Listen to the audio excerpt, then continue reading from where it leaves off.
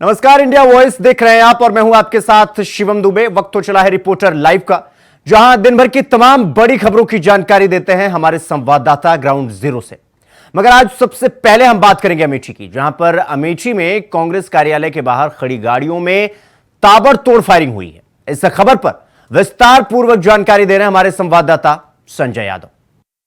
प्रदेश में सबसे चर्चित और हॉट सीट अमेठी की बात करें तो अमेठी में चुनावी सरगर्मियां तेज हो गई हैं। ऐसे में अमेठी में पांचवें चरण में 20 मई को मतदान होना है और 4 जून को मतगणना होनी है। इससे पहले कहीं न कहीं एक तरफ भारतीय जनता पार्टी की तीसरी बार से बनी प्रत्याशी स्मृति ईरानी लगातार क्षेत्र में सक्रिय हैं और लगातार कैंपिंग कर रही हैं। वहीं दूसरी तरफ कांग्रेस ने केएल शर्मा को अपना उम्मीदवार अमेठी से बनाया है। तो दोनों पार्टियां सशक्त होने के नाते अमेठी में पूरे दमखम के साथ चुनाव में मेहनत कर रही हैं। लेकिन कहीं न कहीं कल देर शाम कांग्रेस कार्यालय गौरीगंज पर अज्ञात लोगों द्वारा वहां पर मौजूद कांग्रेस कार्यालय के बाहर जो गाड़ियां थीं उसके साथ तोड़फोड़ की गई है और उसमें तोड़फोड़ में 2 लोग चोटिल भी हुए हैं। जो कांग्रेस पार्टी के कार्यकर्ता हैं उनका कहना है कि ये सारा जो उपद्रव है, जो तोड़फोड़ की गई है, वो भाजपा के कार्यकर्ताओं द्वारा किया जा रहा है। ये आरोप कांग्रेस के कार्यकर्ताओं द्वारा लगाया जा रहा है और इस आरोप के जरिए ही कांग्रेस कार्यकर्ताओं ने लगातार जो है वो लोगों से बात की है और कहीं ना कहीं जो पुलिस प्रशासन है वो मौके पर भारी सुरक्षा बल के बीच मौजूद है। कांग्रेस के कार्यकर्ताओं ने प्रार्थना पत्र देते हुए कोतवाली गौरीगंज में शिकायत किया कि भाजपा के कार्यकर्ताओं द्वारा ऐसी तोड़फोड़ की गई है। वहीं पुलिस ने पूरे मामले की छानबीन शुरू कर दी है और अज्ञात लोगों पर सुसंगत धाराओं में मुकदमा पंजीकृत किया है। अब देखना ये होगा कि जो गौरीगंज पुलिस है वो लगातार जो कार्यालय के बाहर लगे सीसीटीवी फुटेज हैं उनको खंगाल रही है और जाँच कर रही है। आगे जाँच में क्या सत्यता अमेठी पुलिस को मिलती है और किस तरीके की कार्रवाई की जाती है, ये तो आने वाला वक्त ही बताएगा। Sanjay Kumar Yadav, India voice, Amethi. तो वहीं रायबरेली और अमेठी सीट यानी दोनों सीट पर प्रियंका नजर बनाए हुई हैं। इस खबर पर ज्यादा जानकारी दे रहे हैं हमारे संवाददाता राजू तिवारी। 2024 लोकसभा चुनाव रायबरेली और अमेठी का दिलचस्प होता जा रहा है। बता दें कि रायबरेली से लंबे अरसे के इंतजार के बाद यहां से राहुल गांधी ने नामांकन करके चुनावी संग्राम में कूद गए हैं। और वहीं अमेठी की बात करें तो अमेठी में कांग्रेस परिवार के काफी करीबी केएल शर्मा चुनाव लड़ रहे हैं, जिसको लेकर लगातार लोगों की दिलचस्पियां बढ़ती जा रही हैं और उसी महासमर में प्रियंका गांधी आकर दिलचस्पी बढ़ा रही हैं। अमेठी के कार्यकर्ताओं के साथ बैठक करेंगी। बैठक में वो जीत का मंत्र बताएंगी, लोगों को किस तरह से चुनावी संग्राम में जाना है, लोगों के बीच में अपने आप को प्रेजेंट करना है, इस बारे में भी वो टिप्स देंगी। उसके बाद वो रायबरेली के कार्यकर्ताओं के साथ में बैठक करेंगी। तो ऐसे में बता दें कि जिस तरह से प्रियंका गांधी अपने भाई राहुल गांधी के लिए चुनावी समर में कूदकर आज से वो चुनावी संग्राम में एक दिलचस्प मोड़ लाएंगी, तो ऐसे में लोगों को इंतजार है कि प्रियंका गांधी कब रायबरेली आएंगी। वो इंतजार की घड़ियां धीरे धीरे समाप्त होती जा रही हैं। बता दें कि जिम्मेदारी रायबरेली की और अमेठी की प्रियंका गांधी ने खुद अपने हाथ में बागडोर ली है और इस पूरे चुनाव का प्रचार प्रसार वो खुद करेंगी। तो ऐसे में साफ तौर से बता दें कि रायबरेली और अमेठी चूंकि कांग्रेस का गढ़ है और ऐसे में ये भी कहा जाता है कि रायबरेली और अमेठी दोनों जो कांग्रेस है उसकी पुश्तैनी धरोहर है। तो उसी धरोहर को संभालने के लिए प्रियंका गांधी आज से चुनावी महासंग्राम में आएंगी और चुनावी बागडोर संभाल कर लोगों के बीच में जाएंगी और वोट मांगेंगी।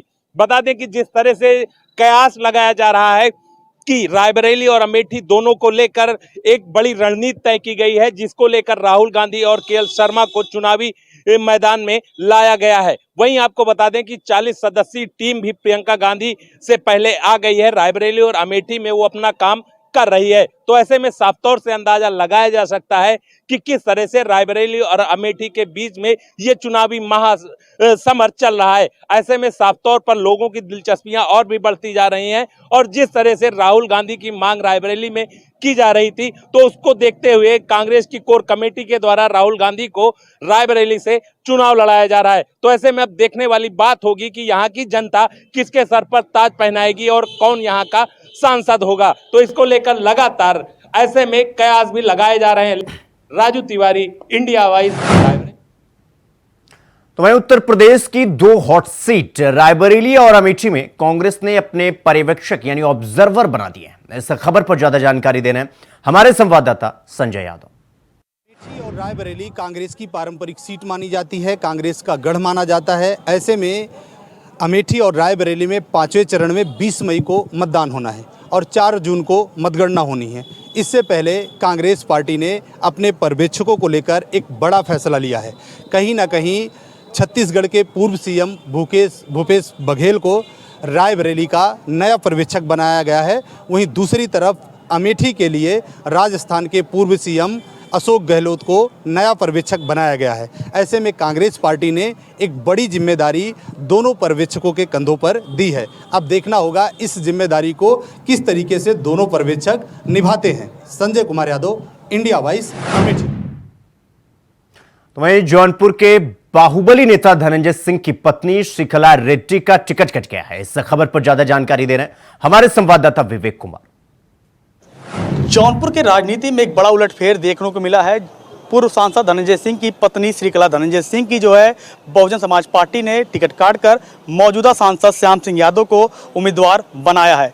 तो आज जौनपुर में नामांकन के आखिरी दिन मौजूदा सांसद श्याम सिंह यादव जो है नामांकन करने के लिए पहुंचे। हालांकि बहुजन पार्टी की तरफ से जो है बताया जा रहा है कि जो है पोस्ट आई है, धनंजय सिंह अपनी पत्नी को चुनाव लड़ाने के लिए मना कर दिए हैं। हालांकि क्या वजह थी इस मामले में धनंजय सिंह व श्रीकला सिंह जो है कैमरे के सामने कुछ बोलने को तैयार नहीं है। लेकिन आज जो है मौजूदा जो सांसद श्याम सिंह यादव बहुजन समाज पार्टी की तरफ से अपना नामांकन किया और मीडिया से बातचीत किया कि जनता के बीच वो जा रहे हैं और मायावती जी ने जो उन्हें जो है बड़ी जिम्मेदारी दी है उसका शुक्रगुजार भी किया है। हालांकि देखने वाली बात होगी जौनपुर की सीट पर जो है जो जौनपुर की जनता जो है अपना सांसद किसे चुनती है। जौनपुर से विवेक कुमार, इंडिया वॉइस। कैसरगंज से भारतीय जनता पार्टी के प्रत्याशी कर्ण भूषण सिंह के खिलाफ मुकदमा दर्ज हुआ है। क्या है पूरा मामला, बता रहे हैं हमारे संवाददाता आसिफ बेग। बहुचर्चित सांसद बृजभूषण शरण सिंह के बेटे यानी बीजेपी प्रत्याशी कर्ण भूषण सिंह की मुश्किलें बढ़ गई हैं। बिना अनुमति लंबा काफिला निकालने और पटाखे फोड़ने के मामले में प्रशासन ने कर्ण भूषण सिंह के खिलाफ आचार संहिता उल्लंघन का मुकदमा दर्ज कर लिया है। आपको बता दें कि गोंडा के कैसरगंज की बहुचर्चित सीट से सांसद बृजभूषण शरण सिंह का टिकट बीजेपी ने काट दिया था। उन पर महिला पहलवानों के कथित उत्पीड़न का आरोप लगा है। बीजेपी ने पिता यानी कि सांसद बृजभूषण शरण सिंह का टिकट काटकर उनके बेटे कर्ण भूषण सिंह को प्रत्याशी घोषित किया है। प्रत्याशी घोषित होने के बाद कर्ण भूषण सिंह ने बिना अनुमति लंबा काफिला निकाला था और उनके काफिले में पटाखे भी फोड़े गए थे। पटाखे फोड़ने और काफिले का वीडियो वायरल होने के बाद जिला प्रशासन ने जांच की और जांच में आरोप सही पाए, जिसके बाद जिला प्रशासन यानी कि निर्वाचन अधिकारी की तरफ से कर्ण भूषण शरण सिंह के खिलाफ तरबगंज थाने में आचार संहिता उल्लंघन का मुकदमा दर्ज कर लिया गया है। अब देखना यह होगा कि जिस तरह से कर्ण भूषण शरण सिंह के खिलाफ आचार संहिता उल्लंघन का यह मुकदमा दर्ज हुआ है, इसमें उन्हें क्या परेशानी होती है। फिलहाल कैसरगंज की सीट बीजेपी के लिए यह काफ़ी अहम सीट मानी जाती है। पिता सांसद बृजभूषण शरण सिंह का टिकट कटने के बाद जिस तरह से कर्ण भूषण शरण सिंह को प्रोजेक्ट किया गया है, यह काफ़ी चर्चा का विषय भी बना हुआ है। अब देखना यह होगा कि आचार संहिता उल्लंघन का मुकदमा दर्ज होने के बाद निर्वाचन अधिकारी की तरफ से क्या कार्रवाई होती है, यह देखने वाली बात होगी। कैमरा पर्सन रमाशंकर यादव के साथ Asif bag, India voice. Uttar Pradesh के मुख्यमंत्री योगी आदित्यनाथ का आज हरदोई दौरा रहा।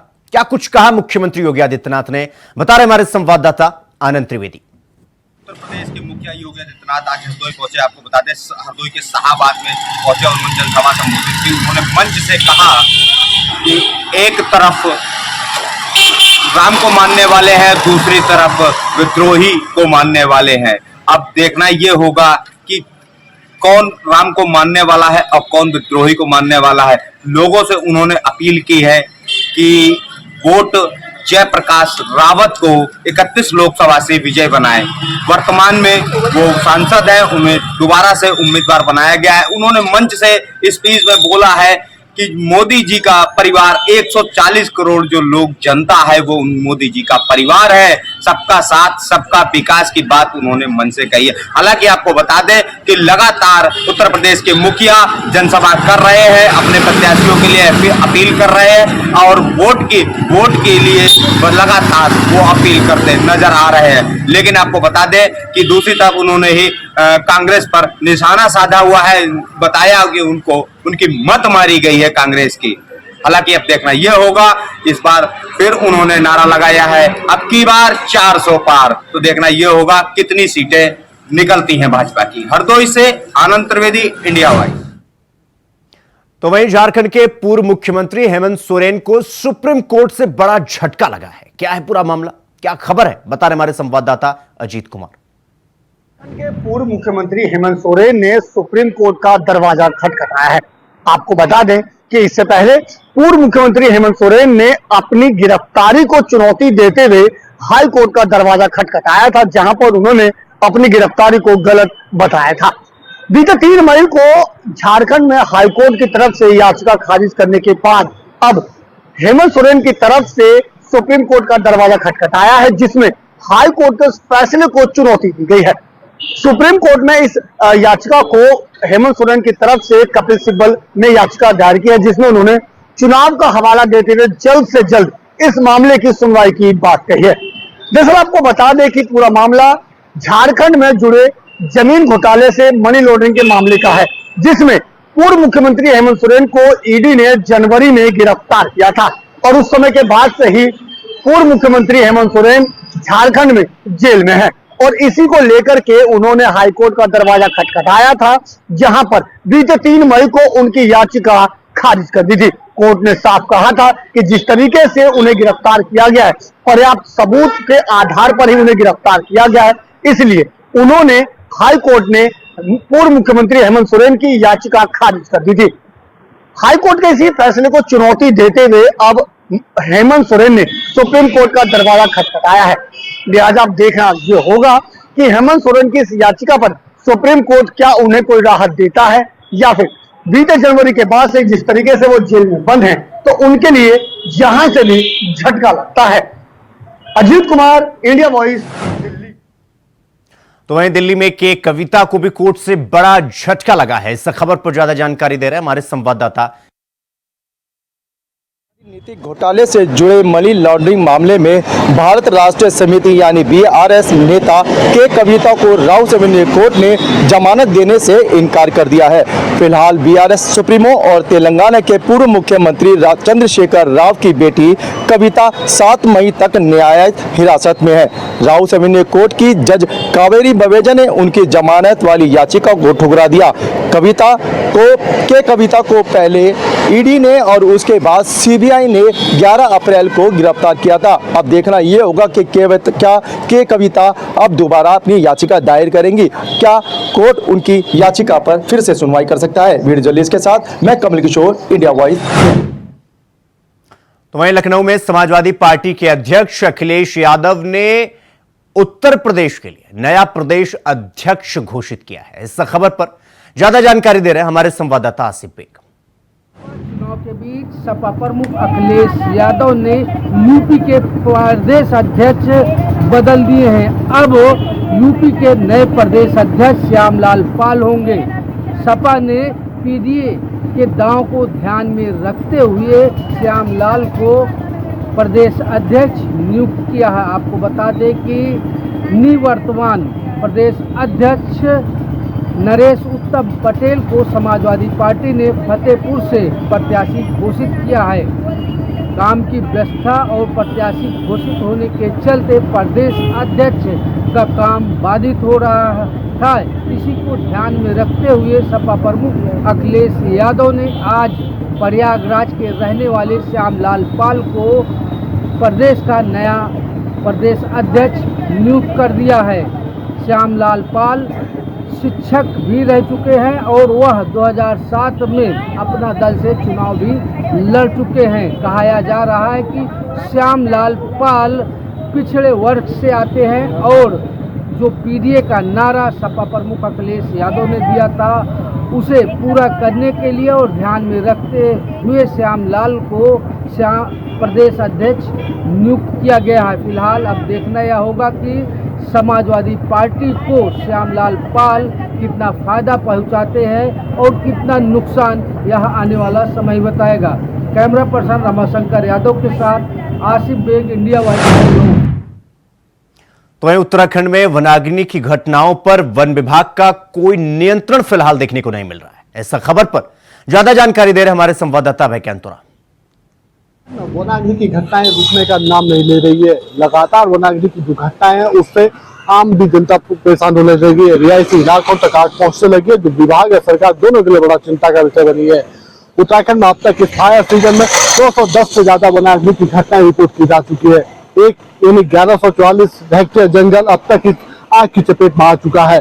4 लोगों की मृत्यु अब तक इस वनाग्नि की घटनाओं में हो चुकी है। तो ये कहा जा सकता है कि लगातार विभाग इस आग को कंट्रोल करने का प्रयास तो कर रहा है, लेकिन आग उस विभाग के नियंत्रण से बाहर होती नजर आ रही है। यही वजह है कि मुख्यमंत्री पुष्कर सिंह धामी ने भी स्वयं मोर्चा संभाल लिया।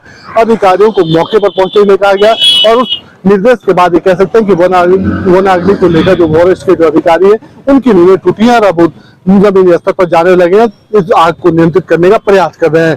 कुछ दिनों में कह सकते हैं कि जिस प्रकार से मौसम शुष्क रहने वाला है तो ऐसे में विभाग की चुनौतियां और ज्यादा हो सकती है, लेकिन अधिकारियों के मौके पर पहुंचने के बाद ये कह सकते हैं कि वनाग्नि की जो घटनाएं उनके प्रयास है, उन प्रयासों के ऐसे परिणाम से कुछ घटनाएं कम यहाँ पर जरूर होने लगी है। आगामी दिनों में भी ये प्रयास अगर मिलजुल कर होता है तो फिर वनाग्नि की घटनाओं पर और नियंत्रण पाया जा सकता है। कैमरामैन भाई कैंतुरा, इंडिया वाइड।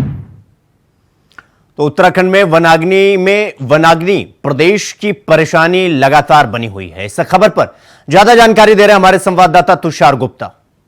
वनाग्नि की समस्या उत्तराखंड के लिए लगातार एक बड़ी चुनौती बनती हुई नजर आ रही है। लगातार जो अधिकारी हैं वो फील्ड में जाते हुए नजर आ रहे हैं, लेकिन फिर भी जो वनाग्नि है उसे रोकने में नाकाम नजर आ रही है और इसको लेकर ही जो कांग्रेस है लगातार सरकार पर हमला होती हुई नजर आ रही है। आपदा प्रबंधन का जो विफल है वो साफ तौर पर कांग्रेस के जो वरिष्ठ उपाध्यक्ष है सूर्यकांत धस्माना उनका कहना है। और साथ साथ उनका कहना है कि जो वन मंत्री है सुबोध उनियाल वो विदेश के दौरे कर रहे हैं। साथ साथ मुख्यमंत्री पुष्कर सिंह धामी जिस तरह से चुनावी प्रचार प्रसार में लगे हुए हैं, उनका साफ तौर पर आरोप है कि हमारा प्रदेश जल रहा है और ऐसे में मुख्यमंत्री और साथ साथ जो वन मंत्री हैं वो विदेश और राज्यों की यात्रा कर रहे हैं।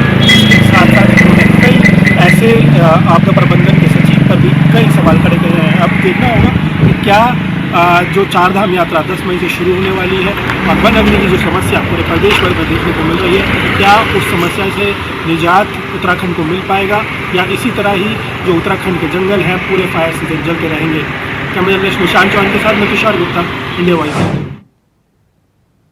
तो वहीं राजधानी दिल्ली के नरेला इंडस्ट्रियल इलाके में भीषण आग लग गई। कैसे लगी आग, क्या कुछ हुआ, बता रहे हमारे संवाददाता अजीत कुमार। पहाड़ी दिल्ली के नरेला इंडस्ट्रियल एरिया में सोमवार सुबह इस समय हड़कंप का माहौल बन गया जब यहाँ एक फैक्ट्री में अचानक आग लगी। मैं सब मौजूद हूँ घोरगढ़ इलाके में, जहाँ पर ये देखते 3 मंजिला 8:30 बजे के करीब दमकल विभाग को आग लगने की सूचना मिली। बताया जाता है कि वहाँ पर प्लास्टिक का ताना पाने का काम जो है फैक्ट्री में जाता है और अचानक आज सुबह तकरीबन 8:30 बजे दमकल विभाग से वहाँ पर आग लगने की सूचना। इसके बाद एक घंटे तकरीबन 2 दर्जन से ज्यादा गाड़ियां यहाँ पर दमकल की पहुंची और लगातार आग पर काबू पाने की समाज में जुटी। फिलहाल आग किन कारणों से लगी अभी तक ये जो है इसका जो कारण है पता नहीं चल पाया, लेकिन दमकल विभाग की जो प्राथमिकता है वो ये है कि किसी भी तरीके से इस आग पर काबू पाया जा सके। और जो जानकारी सामने आई है अभी तक फिलहाल गनीमत की बात ये रही कि इसमें किसी के हताहत होने की खबर सामने नहीं, लेकिन दमकल विभाग की तरफ से लगातार रेस्क्यू ऑपरेशन जारी है और आग पर काबू पाने का काम लगातार किया जा रहा है। Ajit Kumar, India voice, Delhi. तो वहीं पीलीभीत के एक होटल में भयंकर आग लग गई। कैसे लगी आग, बता रहे हमारे संवाददाता अमित पाल। के थाना घोंचाई में गैस सिलेंडर फटने से लगी आग। आपको बताते चले पीलीभीत के थाना घोंचाई में एक चाय की दुकान पर जहां पर गैस सिलेंडर लीक हो रहा था। आए दिन गैस सिलेंडर की सूचनाएं जो अधिकतर मिलती रहती हैं, लेकिन जहां गैस सिलेंडर फटने से लगभग 1 दर्जन से ज़्यादा अधिक लोग जो घायल हो गए हैं। आपको बता दें बुरी तरह से जलकर जो है उनको हाथ पैर व कई सर जगह जलकर राख बिल्कुल हो गए हैं। आपको बता दें जो है कि 4-5 लोगों को जिला अस्पताल के लिए रेफर कर दिया गया है, जहाँ पूरनपुर CHC में लाए गए हुए थे। उनको अधिकतर घायल होते देखते हुए डॉक्टर ने जो है उन्हें पीलीभीत के लिए रेफर कर दिया है। हमको बता दें लगभग आधा दर्जन से ज़्यादा जो है कि चाय की टपरी पर बैठे हुए थे 2 कस्टमर और बकाया चाय के जो है ऑनर और जो टपरी के ऑनर थे वहाँ के बैठे हुए थे। लेकिन जो है कि गैस लीक हो जाने के कारण वहाँ पर अधिक आग फैल गई, जिसको चलते कई लोग झुलस गए। बड़ा एक हादसा हो गया, जिसको आपको बता दें आग देखते ही देखते काफ़ी विकराल रूप ले लिया। लेकिन वहाँ पर फायर ब्रिगेड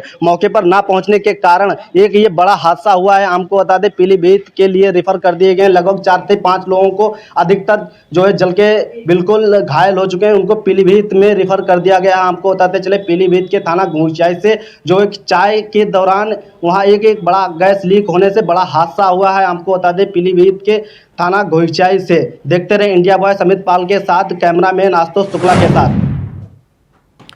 तो रिपोर्टर लाइव में फिलहाल अभी के लिए बस इतना ही। देश और दुनिया की तमाम खबरों को देखने के लिए देखते रहिए इंडिया वॉइस। नमस्कार।